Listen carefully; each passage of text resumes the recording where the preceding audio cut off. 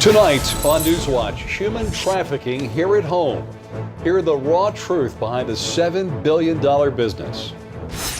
Plus, stuffing in the cheese state. Rick Santorum fights to stay in the race ahead of a crucial primary day. And the tale of two presidents, comparing Obama and Reagan and their quest to kickstart the struggling U.S. economy.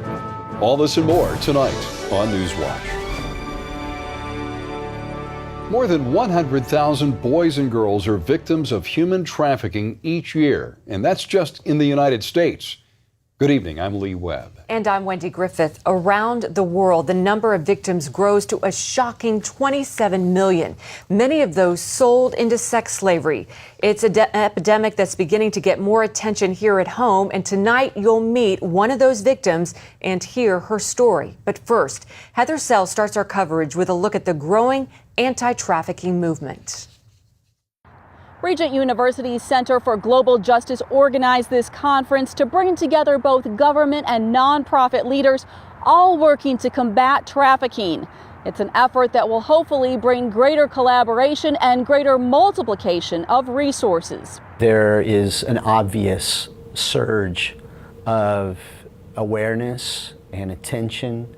Brad Riley founded a social media nonprofit to move others to take action and end child exploitation.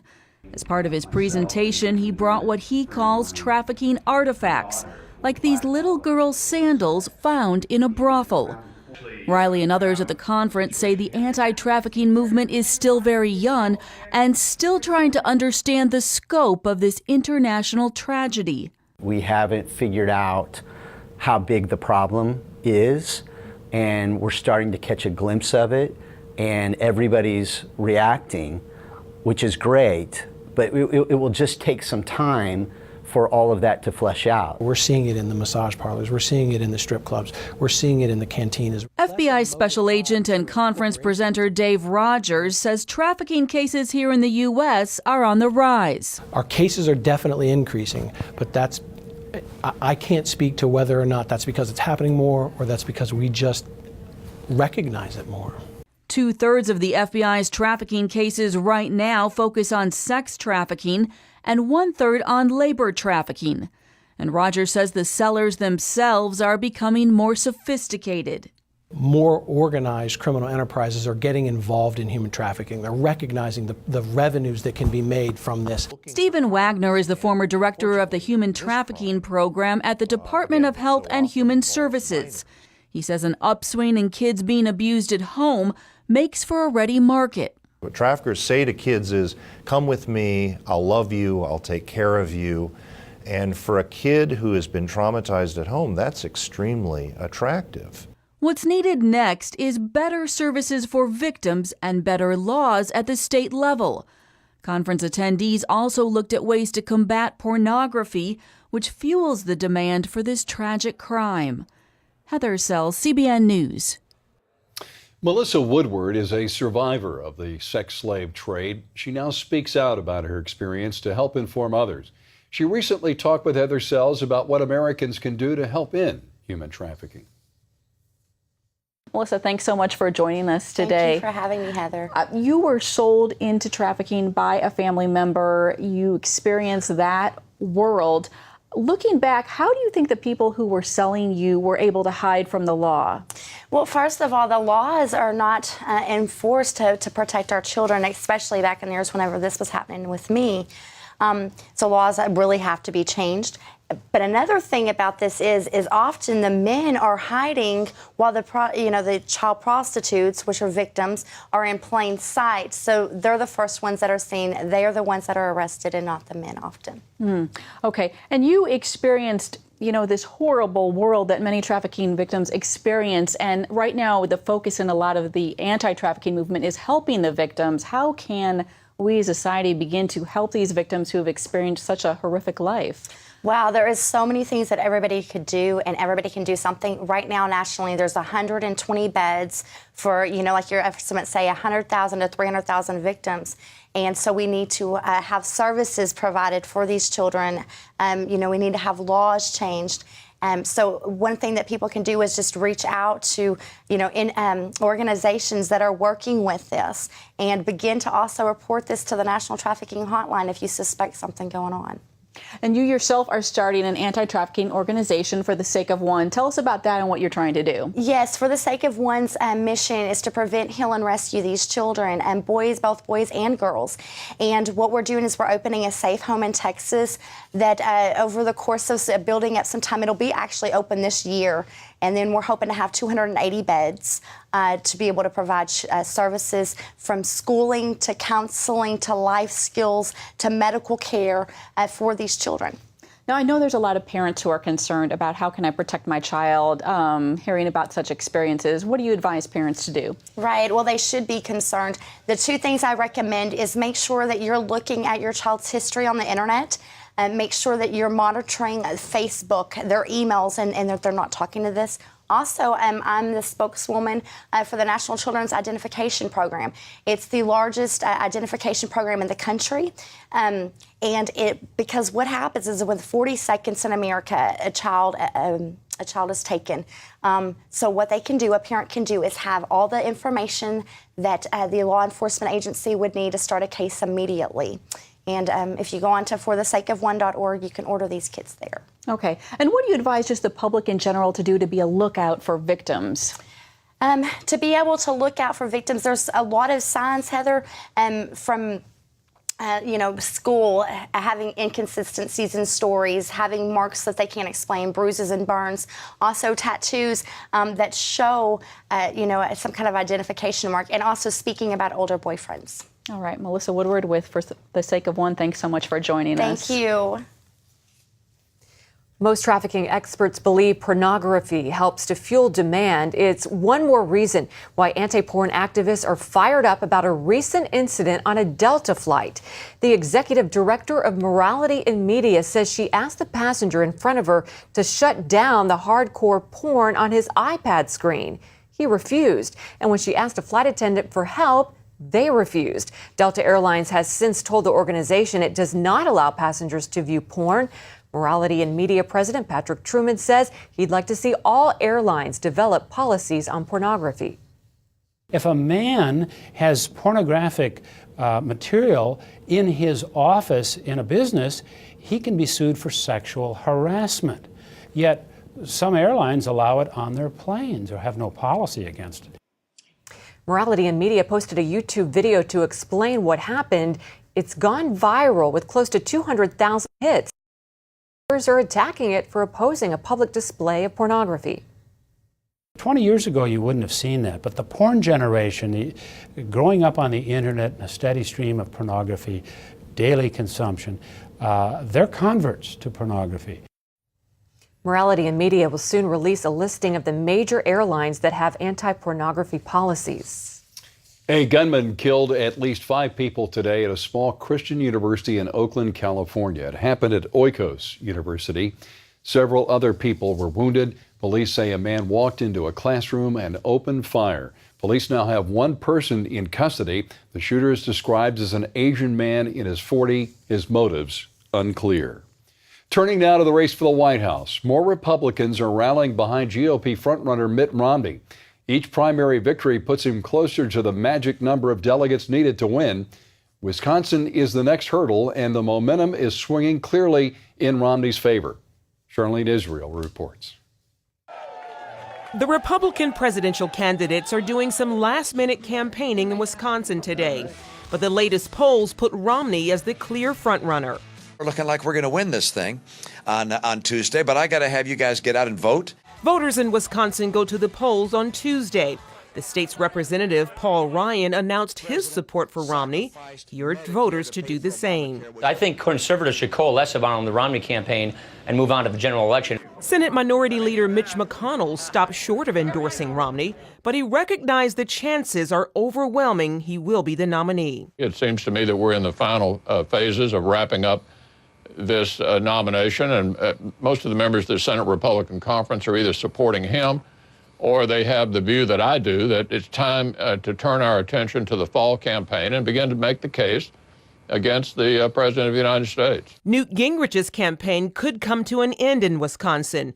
He acknowledged the fact that Romney could be the nominee. I think that he clearly has a chance to do it, and I think if he does succeed in doing it, obviously Clifton will support him, and I'm sure Rick Santorum will support him. Rick Santorum refuses to concede. He's hoping for a big win in his home state of Pennsylvania later this month. Santorum would need to win 74% of the remaining delegates to become the nominee. So many of the delegates who are coming to the convention are unbound delegates. So this idea that Governor Romney has all of these delegates in this huge lead, we just, the numbers just don't bear that out. Both Santorum and Romney spoke to Christian voters at the Faith and Freedom Coalition. Romney says it's time America gets back on track. The president says he wants to transform America.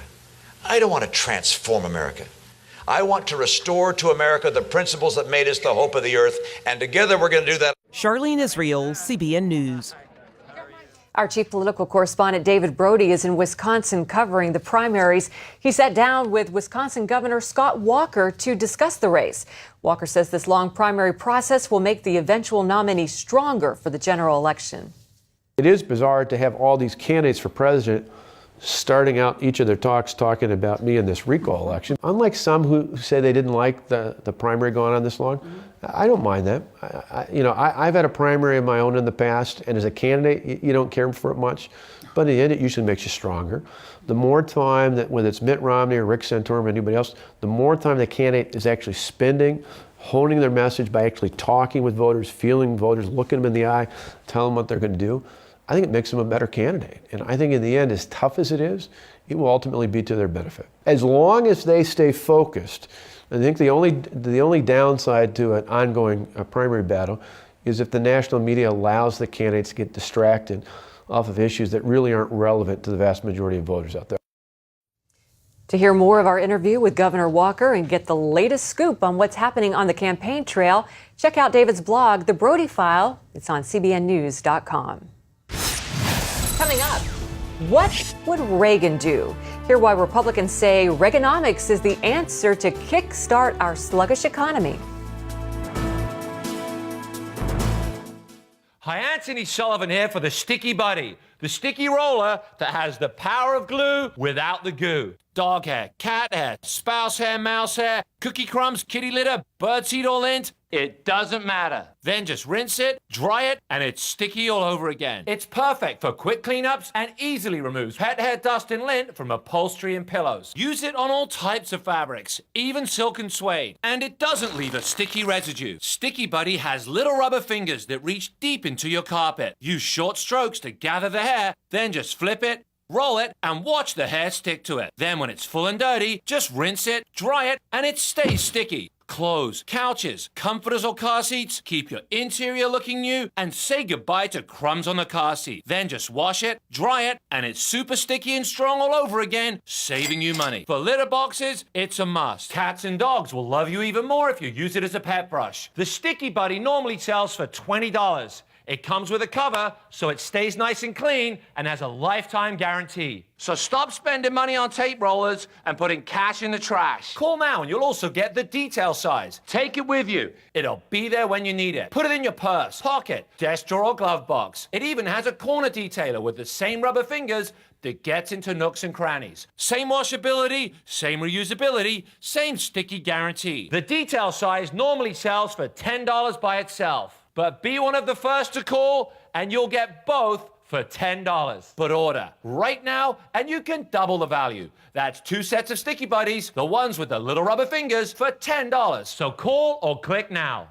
Call 1-800-558-7521 and pick up your Sticky Buddy. But hurry, call now. We're giving away a special offer on a second set of Sticky Buddies with all of today's orders. So call 1-800-558-7521 and find out about free shipping. That's 1-800-558-7521. Call now.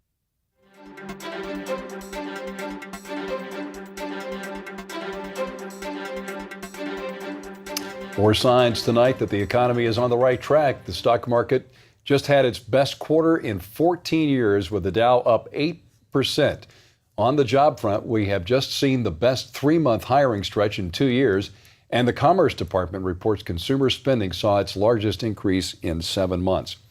You know, liberals say President Obama deserves the credit for this improving economy. But conservatives say Ronald Reagan did a far better job of getting America back on track. Jennifer Wishon has this look at a tale of two presidents. This year, the economy is adding some 245,000 jobs a month. That's the best job growth in 2 years. And even though their incomes haven't gone up, Americans are spending more. That's the good news. But if you compare this recovery to others since World War II, many analysts ask, what's taking so long? Some say it's President Obama's economic policies. If you compare his recovery to previous recoveries, it's a huge failure. And in fact, on the metrics, it's the worst economic recovery since the Great Depression.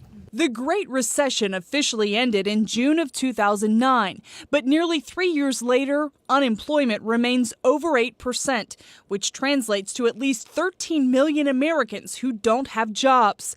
And that's not including those who are underemployed and would like to work more hours. The last recession that came close to the magnitude of this one started in 1981. President Ronald Reagan addressed it by cutting taxes, reducing government regulations, and federal spending. After 10 quarters of recovery under Reagan, the economy was exploding at a sizzling annual rate of 6%. But under President Obama, the economy only grew 2.4% during the same amount of time. That's not only far below the Reagan recovery, it's only about half the average growth rate of 4.6% after a recession. Many conservatives argue it's no surprise that the recovery is far weaker than Reagan's. Barack Obama has followed the opposite of every one of those principles, and so he's getting exactly the opposite of the result that Reagan did. Instead of reducing regulations, it's been a regulatory tsunami. He's got Obamacare, endless regulations, also enormous increases in future taxes and spending. He's got Dodd-Frank, which massively increased regulations on financial community. He has the EPA running wild. But other economists say it's hard to compare the recession Obama faced to any others because it was so deep. And Elizabeth Jacobs says underlying economic problems that have been brewing for decades are making it more difficult for America to recover. She says since 1979, the income growth of America's top 10% earners has outpaced the nation's bottom 90%. There's pretty good evidence suggesting that financial crises come out of high levels of inequality. And it's one reason why Jacobs says it will take longer for the nation to recover, especially when you consider 70% of economic activity is driven by consumer spending. And this was part of, again, what caused the financial crisis is that their ability to consume and kind of keep up with the top was based on this credit bubble. And they don't have access to that credit anymore, but earnings and incomes haven't kept up. And so how exactly we're going to kind of get ourselves out of a vicious cycle, we need a new solution. Feelings of inequality have sparked the Occupy Wall Street movement, and calls for wealthy Americans to pay their fair share are part of President Obama's regular stump speech. But Ferrara says higher taxes on upper-income Americans will only smother the fragile recovery. It's the poor, it's working people, it's the middle class are hurt the most by the high tax rates. The higher income people will figure out ways to get around them, or they can afford to pay them. But they're not going to invest their money in the economy when their incentives are hampered like that. They're not going to start new businesses, not going to expand businesses, they're not going to create jobs. President Obama's supporters say his policies are helping bring the economy back. But conservatives say those policies are actually hurting the recovery. And they say if you want proof, just look at the Reagan recovery 30 years ago. Jennifer Wishon, CBN News, Washington. Are you ready to start making money? Doing the things you're probably already doing online anyway? PeopleStream.com is an exciting new social network where you can earn cash and prizes just by visiting your favorite social networks, connecting with friends, using our patent-pending Instant Portal technology to visit your favorite websites, or playing games such as The Prize Wheel, The Better Half, and hundreds of others. It's the fun, easy way to make money online. It's free to join and it makes your ching. PeopleStream.com. John Mapes is 42, mortgage, married, 2 great kids. He wants to protect his family with a $500,000 term life insurance policy. What do you think it'll cost him? $100 a month? 60? 40? Actually, none of the above. John can get a $500,000 policy from a highly rated insurer for under $25 a month. His secret? SelectQuote. SelectQuote is impartial. They'll search the pick of insurers like these to give you a choice of your best prices. SelectQuote has great savings on term life for women, too. John's wife, Carrie, can get a $500,000 policy for under $16 a month. SelectQuote has helped make term life insurance affordable for hundreds of thousands of people since 1985. How about you? Just call this number or visit SelectQuote.com. Are you ready to start making money? Doing the things you're probably already doing online anyway? PeopleString.com is an exciting new social network where you can earn cash and prizes just by visiting your favorite social networks, connecting with friends, using our patent-pending Instant Portal technology to visit your favorite websites, or playing games such as The Prize Wheel, The Better Half, and hundreds of others. It's the fun, easy way to make money online. It's free to join and it makes you ching. PeopleString.com. Well, just one look was all it took for Jessica Paulraj to fall in love, and when she told her husband about it, he understood completely. Yeah, in fact, both of them fell for the same person, an abandoned baby destined to die. Lori Johnson brings us this incomparable love story of baby Adam in tonight's Focus Reports. Raja and Jessica Paulraj see beauty in baby Adam that many others can't. This is little Adam getting his feeding. We like watching his hands and what he decides to do with his hands. Hey, buddy. Adam's story begins with his birth at a Christian missionary hospital in India. The baby boy came into the world with no eyelids, no nose, no hands, legs fused together, and other deformities. But his brain, heart, and lungs were just fine. Still, his family decided to either abandon or kill him. The uncle came and he said, we don't want to take the baby home. And then the mother-in-law was like, we don't want to take the baby. And it's a kind of like a shame for us to take him back. There is a sense of the relatives, they don't want to take the baby to home, because I got a call from this village and where actually the baby belongs to. And they're telling that if they bring the baby back home, we may poison him. During this time, Raj, the hospital administrator, and Jessica, a nurse, fell in love with Adam and decided to adopt him. When Adam came along, it was just so unexpected for me, but there was this sense from the very beginning that the Lord was just like this is like the child I have called for you to care for. Jessica knew that care meant getting Adam the medical attention he needed. She sent me a personal email that first week and just said, Brooke, I don't know if you would know anyone in the United States that could give us some advice about where to go or what to do. And so I sent that email on to Dr. Van Alst, who's a craniofacial surgeon at UNC where I work. That he said that he wanted to provide total care for Adam, and he thought that we would be able to bring him here to UNC to do that. Right away, a team of doctors at the University of North Carolina's Children's Hospital mobilized to develop a plan for baby Adam's care. If Adam had stayed in the northeast of India, he would not be alive today. There's no question about that. Adam would need several surgeries, some right away, others down the road. Even though the doctors are donating their time, baby Adam's hospital bill is still very high. But when people heard his story, they came to his rescue. David Anderson organized a fundraiser that collected an astounding $100,000 in just the first week. We quickly established an online giving page. And normally that would take several days, and we were told that really was urgent, that really had to happen right away because the surgery was so urgent. And so we got it up in a matter of hours. Those first surgeries targeted Adam's immediate needs, so he could close his eyes and his mouth for the very first time. It was probably the most challenging cleft lip that I've ever done. At some point, he's going to need nasal reconstruction, and that's going to be a huge challenge. And so one aspect of caring for him has been a lot of prayer. I've prayed, my family has prayed, Jessica and Raja have prayed. Adam will eventually have the use of prosthetic hands and legs. Is he going to be perfect? Yes, he's already perfect. Is he going to be normal by the world's standards? Never. But normal or not, baby Adam has already brought a community together. Nurses, cleaning people, doctors, other families. In fact, a family today that came to visit me for a very different reason, I'm taking care of their daughter, they said, "How is Adam doing?" Meanwhile, Raj and Jessica delight in the everyday joys of parenthood.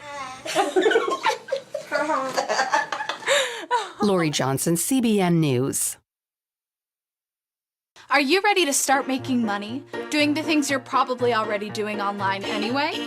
PeopleString.com is an exciting new social network where you can earn cash and prizes just by visiting your favorite social networks, connecting with friends, using our patent-pending Instant Portal technology to visit your favorite websites, or playing games such as The Prize Wheel, The Better Half, and hundreds of others. It's the fun, easy way to make money online.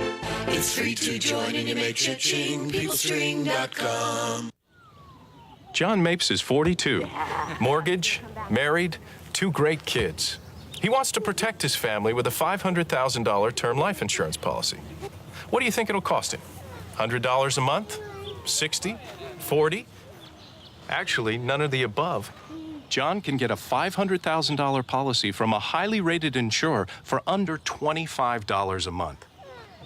His secret? SelectQuote. SelectQuote is impartial. They'll search the pick of insurers like these to give you a choice of your best prices. SelectQuote has great savings on term life for women, too. John's wife, Carrie, can get a $500,000 policy for under $16 a month. SelectQuote has helped make term life insurance affordable for hundreds of thousands of people since 1985. How about you? Just call this number or visit SelectQuote.com. Are you ready to start making money? Doing the things you're probably already doing online anyway? PeopleString.com is an exciting new social network where you can earn cash and prizes just by visiting your favorite social networks, connecting with friends, using our patent-pending Instant Portal technology to visit your favorite websites, or playing games such as The Prize Wheel, The Better Half, and hundreds of others. It's the fun, easy way to make money online. It's free to join and it makes you ching. PeopleString.com. Well, finally tonight, a tornado survivor is helping to rebuild an Indiana town ravaged by last month's storm. Yeah, Carrie Jackson is putting her money where her mouth is. The Indianapolis attorney wrote a $28,000 personal check to the Henryville First Baptist Church. Carrie says she wants to help the town where she was spared and help the residents who provided her peace during the storm. Last month, a tornado forced her to pull off the road and take shelter in the town's laundromat. I got to go home that night to my home, and I knew that the people that I had been with that day and spent that day with, those people who comforted me and helped me, I knew they were still going through loss and pain, and I just felt compelled to help. Jackson raised $13,000 of her own money. The rest was donated by her law firm. Americans are giving people, especially American Christians, Absolutely. in a tough economy. What a great thing to see there. And also with baby Adam, people gave to that cause. It's That's wonderful. right. It's a lot of good folks out there. Good night. Good night.